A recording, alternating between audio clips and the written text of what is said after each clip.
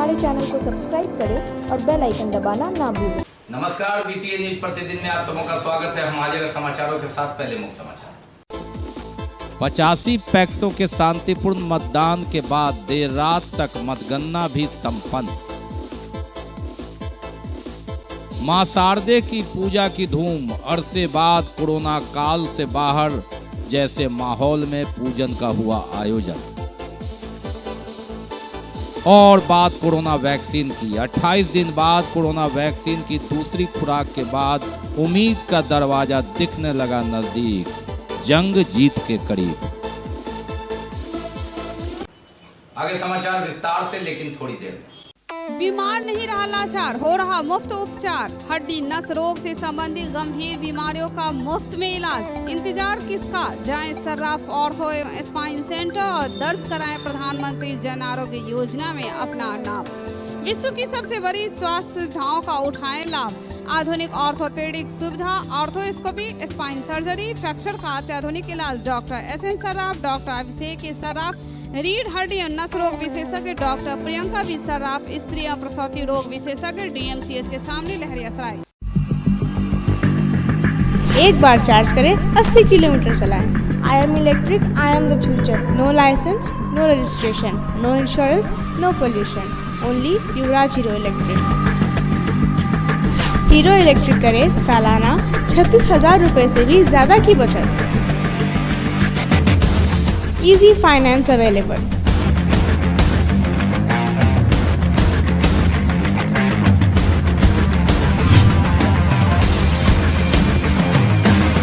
Hero electric की bag 37,000 से लेकर के 96,000 तक नई नई मॉडल उपलब्ध है। एक बार अवश्य पधारें।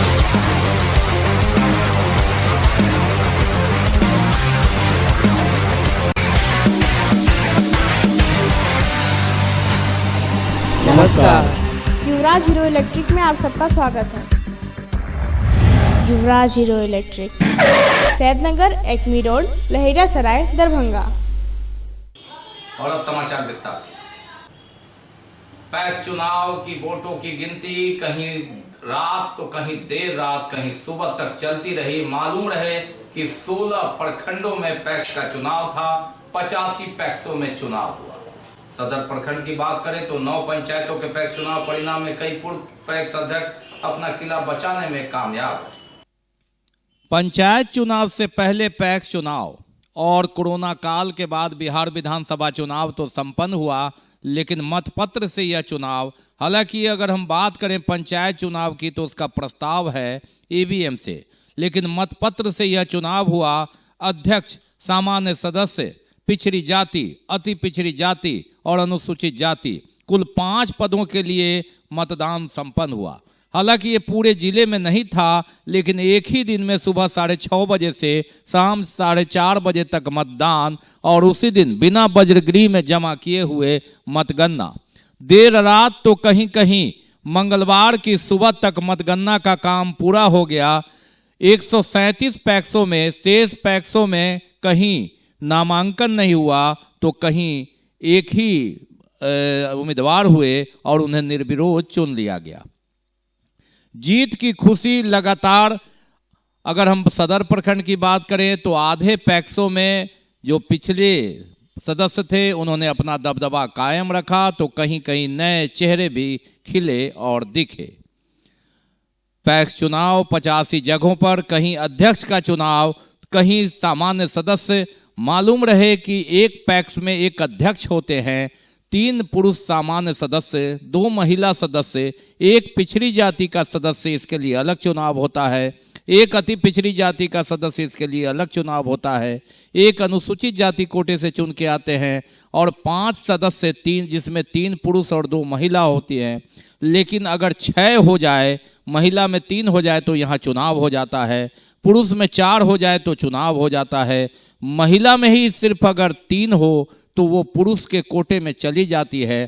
तो इस तरह कई जगह सदस्यों का चुनाव नहीं करना पड़ा, लेकिन अध्यक्ष जो सबसे महत्वपूर्ण पद है, 85 जगहों पर चुनाव संपन्न हुआ। शांतिपूर्ण चुनाव संपन्न हुआ और वोटों की गिनती देर शाम शुरू हुई तो रात भर मेले का नज़ारा सरस्वती पूजा की सजावट के बीच जिंदाबाद जिंदाबाद के नारों के साथ सुबह पैक्स के अध्यक्ष सचिव या जीते जो उम्मीदवार थे वे अपने समर्थकों के साथ गांव पहुंचे, घर पहुंचे, जहां 5 साल पैक्स संचालन की जिम्मेवारी में वे सम्मिलित होंगे। धोई पंचायत के सभी मतदाता को हार्दिक अभिनंदन और सलाम अदा दुआ करते हैं। उन्होंने जो निर्णय लिया है आज से 10 साल पहले, उनके निर्णय और उनके स्वाभिमान और उनके चयन को हम दुआ सलाम आदाब प्रणाम करते हैं, साधुवाद देते हैं।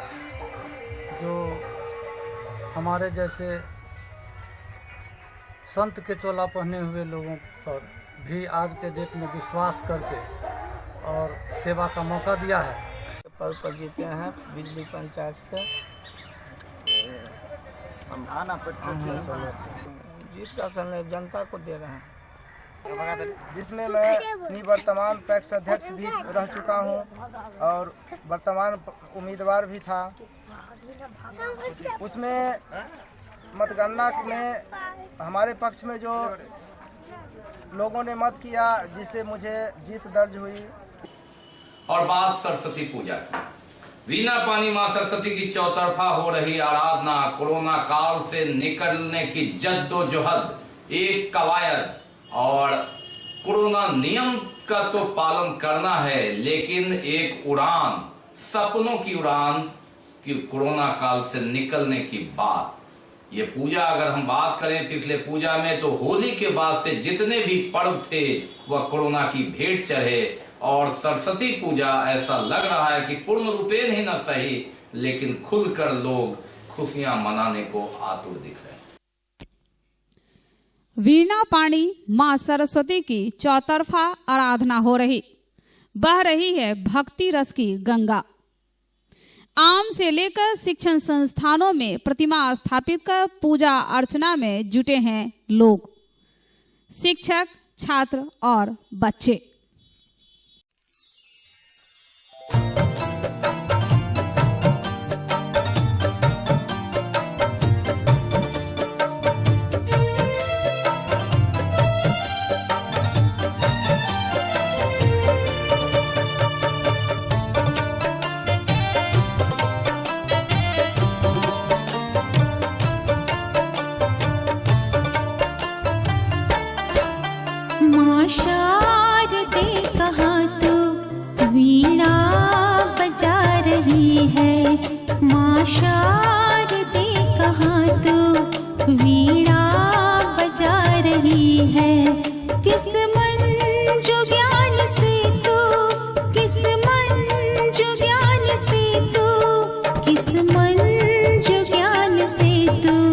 जग को लुभा रही है माँ शारदे, कहाँ तू वीणा बजा रही है। माँ शारदे, कहाँ तू वीणा बजा रही है। माँ शारदे, कहाँ तू वीणा बजा रही है। माँ शारदे, कहाँ तू वीणा बजा रही है।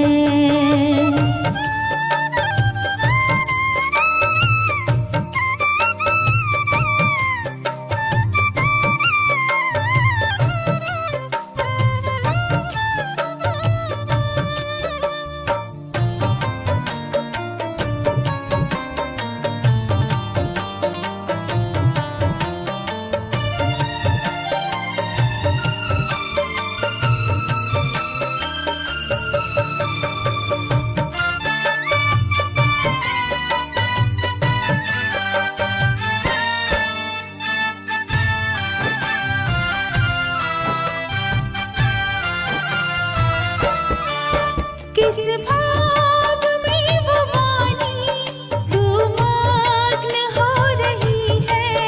किस भाव में भवानी तू मग्न हो रही है। विनती नहीं हमारी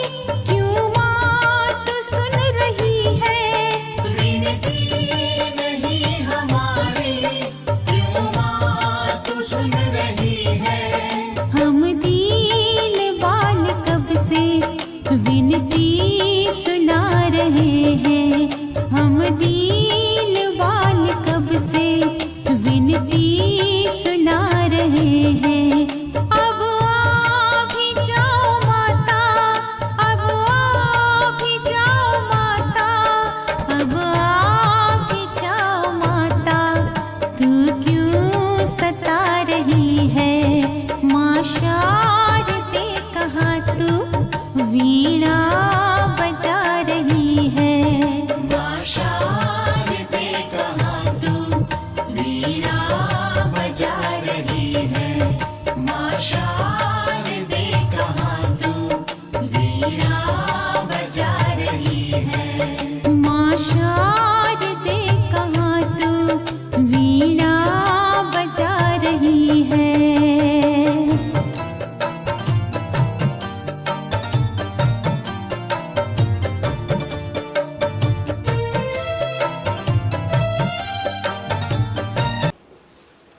बात करते हैं कोरोना जो वैक्सीन है उसकी दूसरी खुराक एक दिन पहले शुरू हुई। 28 दिन के बाद दूसरा खुराक लेना था, 15 दिनों तक और इंतजार करना होगा।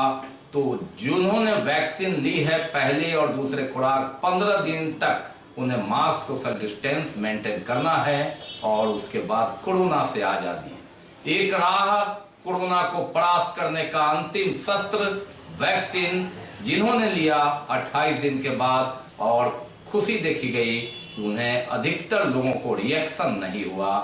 कोरोना से बाहर निकलने की जद्दोजहद एक अलग खुशी चेहरे पर साफ देखी गई लोगों को, और यह लगातार चलता रहेगा। जिन्होंने खुराक ली है पहली 28वें दिन उन्हें SMS जा रहा है दूसरे खुराक के लिए। कोरोना 2020 साल याद रखा जाएगा कोरोना के लिए, तो 2021 में उसे परास्त करने का शस्त्र कोरोना वैक्सीन। 16 जनवरी से कोरोना टीका की शुरुआत पूरे देश में हुई और उम्मीदों का टीका जिसका पहला डोज लगा 28 दिन के बाद हम बात करें तो 15 फरवरी से दूसरा डोज लगा। और अब 15 दिन तक सोशल डिस्टेंस, मास्क और साबुन से हाथ धोना और एहतियात ये जरूरी है।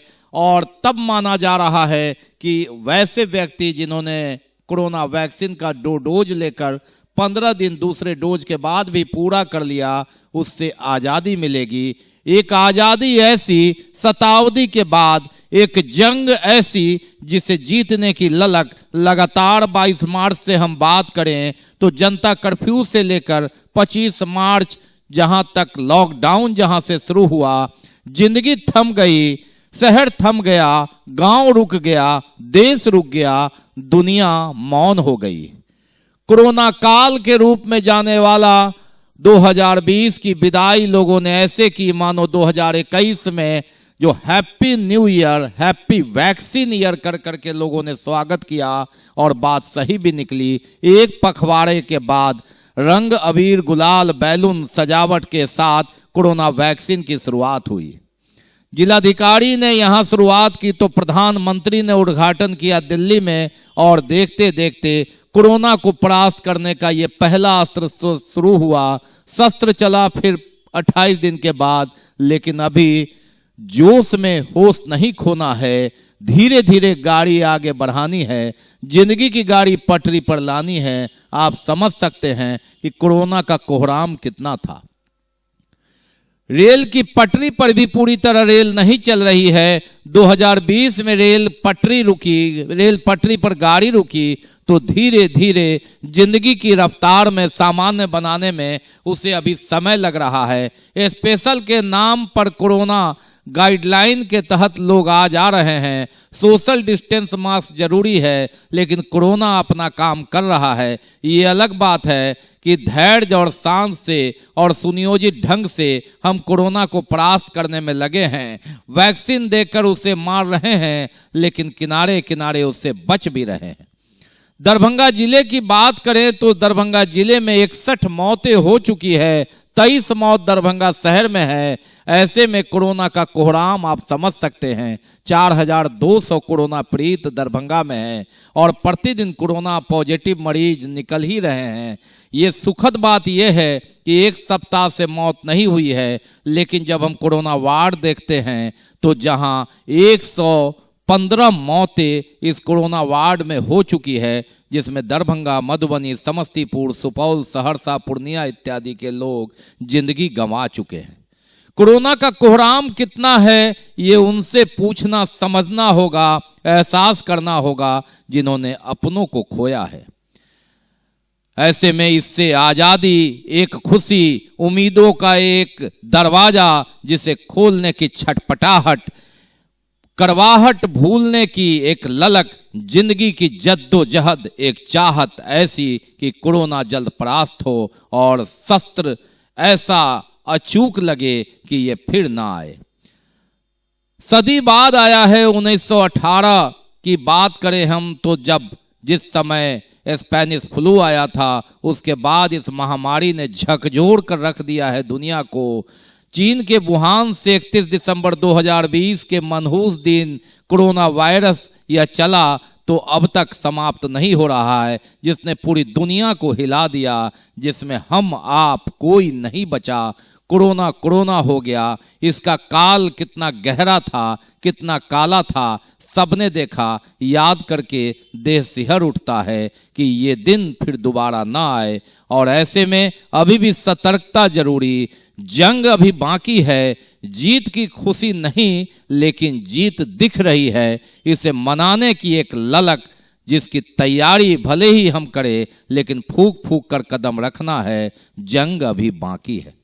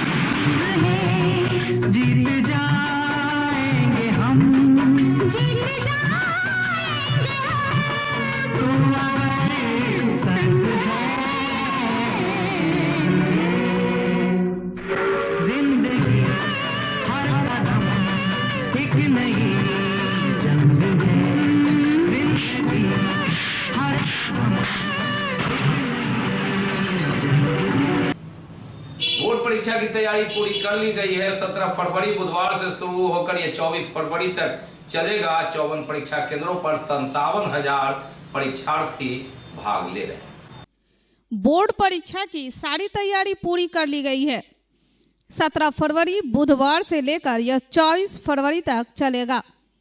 इसके लिए 54 परीक्षा केंद्र बनाए गए हैं, जहां 27,000 परीक्षार्थी परीक्षा में भाग लेंगे। व्यापक ठंड को देखते हुए बिहार विद्यालय परीक्षा समिति ने मैट्रिक के सभी परीक्षार्थियों को जूता और मोजा पहनकर परीक्षा कक्ष के अंदर जाने की इजाजत दी है। परीक्षा के पूर्व अवसर पर सभी परीक्षा केंद्रों पर परीक्षा की तैयारी अंतिम चरण में दिखी। 54 परीक्षा केंद्रों में 41 परीक्षा केंद्र जिला मुख्यालय में, 5 केंद्र बेनीपुर अनुमंडल मुख्यालय में तथा 8 परीक्षा केंद्र बिरौल अनुमंडल मुख्यालय में बनाए गए हैं। 17 फरवरी को दोनों पाली में विज्ञान की परीक्षा आयोजित होगी, जहां छात्र लिखेंगे पेपर। एमकेपी विद्यापति लहरियासराय में माध्यमिक परीक्षा 2021 का केंद्र बनाया गया है। केंद्र संख्या 6110 है। यहाँ 2 शिफ्ट में परीक्षा होगी। एक शिफ्ट में है 195 और सेकंड शिफ्ट में 188 है। कोरोना को देखते हुए एक बेंच पर 2 बच्चे को बैठने की व्यवस्था हुई है और पूरी तरह तैयारी जो मार्गदर्शन दिया गया था उसके लायक में मुकम्मल कर ली गई है। बाकी है अभी और भी बहुत कुछ, लेकिन पहले रुकेंगे लेंगे। Global health care and diabetes research centre, जो बिहार में पहला अंतर्राष्ट्रीय तकनीक एवं आधुनिक सुविधाओं से लैस सुपर स्पेशलिटी डायबिटीज केंद्र है, जहां एक छत के नीचे डायबिटीज से संबंधित सारी सुविधाएं मौजूद हैं, जैसे कि diabetes heart care, diabetes eye care, diabetes neuro care, diabetes foot care, diabetes pharmacy और डायबिटीज प्रयोगशाला। पता जीसस एंड मैरी स्कूल के पास, रहमगंज, दरभंगा, बिहार। ब्रेक के बाद एक बार पुनः आप सबका स्वागत है। हम बढ़ते हैं आगे, लेकिन आगे बढ़ने से पहले एक नजर मुख्य समाचार। 85 पैक्सों के शांतिपूर्ण मतदान के बाद देर रात तक मतगणना भी संपन्न। मां शारदे की पूजा की धूम, अरसे बाद कोरोना काल से बाहर जैसे माहौल में पूजन का हुआ आयोजन। और बात कोरोना वैक्सीन की। 28 दिन बाद कोरोना वैक्सीन की दूसरी खुराक के बाद उम्मीद का दरवाजा दिखने लगा नजदीक, जंग जीत के करीब। हम बढ़ते आगे, लेकिन पैसे कुछ अलग कर। 8 नवंबर से शुरू हुए दरभंगा से हवाई सेवा में यात्रियों की बढ़ती भीड़ को देखते हुए अब इसका विस्तार भी शुरू हो गया है। खासकर दिल्ली के यात्रियों की संख्या को देखते हुए 15 फरवरी से स्पाइस जेट ने दरभंगा से दिल्ली के लिए अब प्रतिदिन 2 विमान सेवा की शुरुआत कर दी है। शुरुआती दिनों में दरभंगा के प्रतिदिन 3 विमान सेवा की सुविधाएं दी गई थी, जिसमें दरभंगा से दिल्ली, दरभंगा से मुंबई और दरभंगा से बेंगलुरु तक की सीधी उड़ान थी। लेकिन मांग बढ़ने पर बाद में अहमदाबाद, हैदराबाद, पूना के लिए भी स्पाइस जेट ने अपनी सेवा देने की घोषणा के बाद अहमदाबाद के लिए सेवा भी शुरू की। लेकिन यह पहली बार हुआ कि किसी भी महानगर के लिए 2-2 स्पाइस फ्लाइट एक दिन में उड़ान भरेगी। बीजेपी से दरभंगा के विधायक संजय सरावगी ने खुशी जाहिर करते हुए कहा है कि दरभंगा में यात्रियों की संख्या बहुत है। मिथिला के लोग देश विदेश में फैले हैं।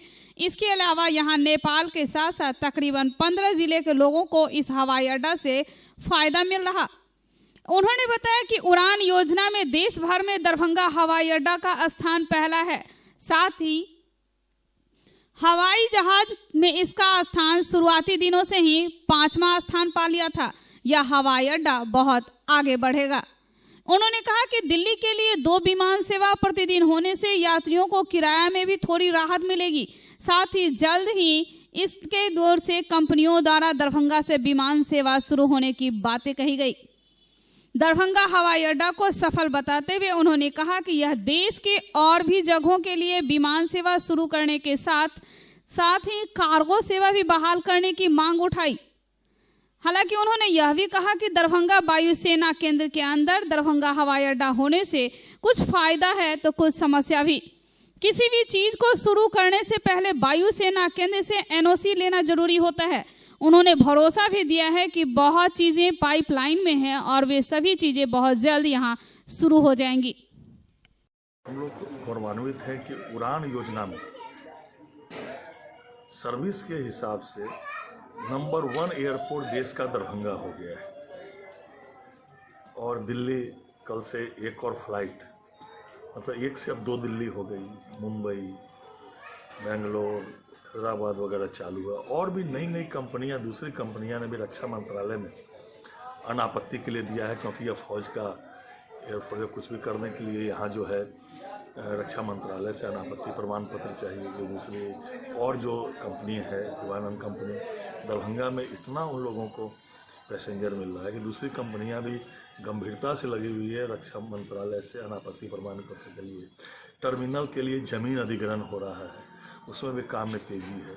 मतलब ये दरभंगा जो मिथिला का मुख्यालय है, यहाँ 12-13 जिले और नेपाल से लोग आ रहे हैं, इतनी भीड़ है यहाँ कि आने वाले समय में, अभी तो यह देश का 50वां एयरपोर्ट हुआ है और आने वाले समय में ये बहुत ऊपर पहुँचने वाला है। बात करते हैं ऐतिहासिक श्यामा माई मंदिर कैंपस स्थित तालाब में। यहाँ नौका विहार की शुरुआत हुई, उद्घाटन किया नगर विधायक। श्यामा माई मंदिर यूं तो अपने में ही एक तीर्थ स्थल के होने के साथ ही दरभंगा का ऐतिहासिक पर्यटन स्थल भी है, जहां दूर दराज के साथ ही नेपाल सटे लोग भी आते हैं और यहां साल में एक बार अष्टयाम नवाह का आयोजन किया जाता है, जो कि भव्य माना जाता है। देश ही नहीं विदेशों से भी लोग आते हैं और दर्शन कर जाते हैं। यह ऐसी मान्यता है कि इस हवन में आने के बाद हर वह मनोकामना पूरी होती है जो श्रद्धा लेकर यहाँ श्रद्धालु पहुँचते हैं। अब इस ऐतिहासिक श्यामा माई मंदिर कैंपस में स्थित तालाब में नौका विहार का भी उद्घाटन किया गया है, ताकि जो लोग श्रद्धालु आए तो वह इसका लुत्फ उठा सके। नगर विधायक संजय सरावगी ने इसका फीता काट कर उद्घाटन किया।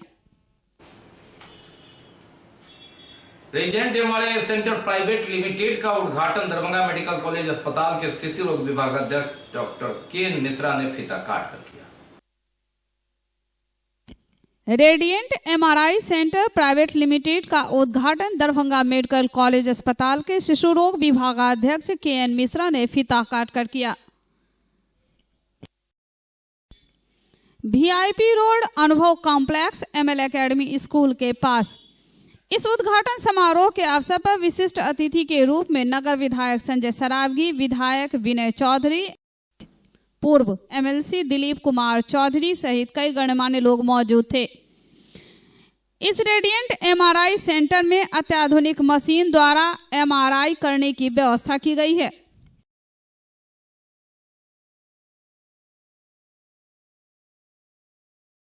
हंस वाहिनी है, माँ शारदे का दिन है। इसमें जो भी विद्या से रिलेटेड काम होगा, जिसमें विवेक, बुद्धि, सद्बुद्धि प्रदायनी के दिन में वह संस्था बहुत अच्छे तरह से चलेगा, जिसमें मरीजों को लाभ मिलेगा।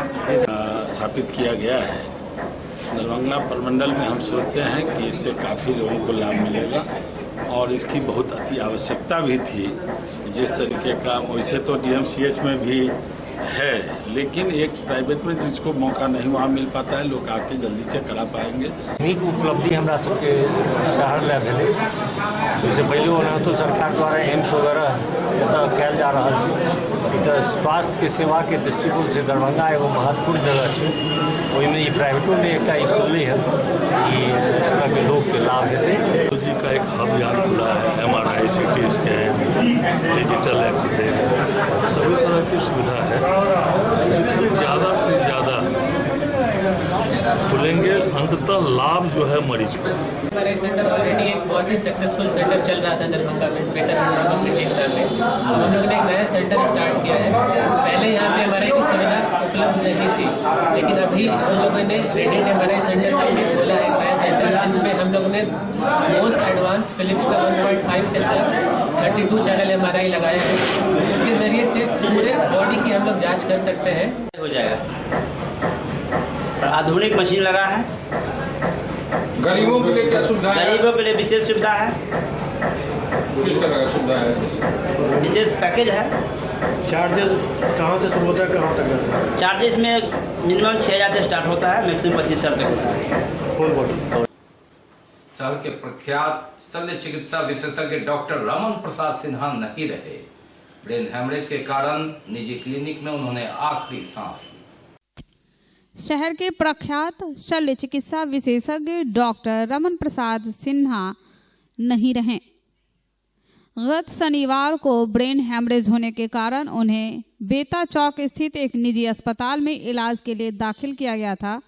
गहन चिकित्सा यूनिट में 3 दिनों तक जिंदगी और मौत से लड़ने के बाद सुबह 3 बजे उन्होंने अपनी अंतिम सांस ली। डॉक्टर श्री रमन प्रसाद सिन्हा ने डीएमसीएच में शल्य चिकित्सक विभागाध्यक्ष होने के अलावा एक लोकप्रिय शिक्षक के रूप में भी अपनी सेवा दी। चिकित्सा जगत में समाज को दिए उनके योगदान को भुलाया नहीं जा सकता। अपने पीछे वे एक पुत्र डॉक्टर अमिताभ सिन्हा, 2 पुत्रियों सहित भरा पूरा परिवार छोड़ गए हैं, जो उनके स्वर्गवासी होने के कारण शोकाकुल हैं।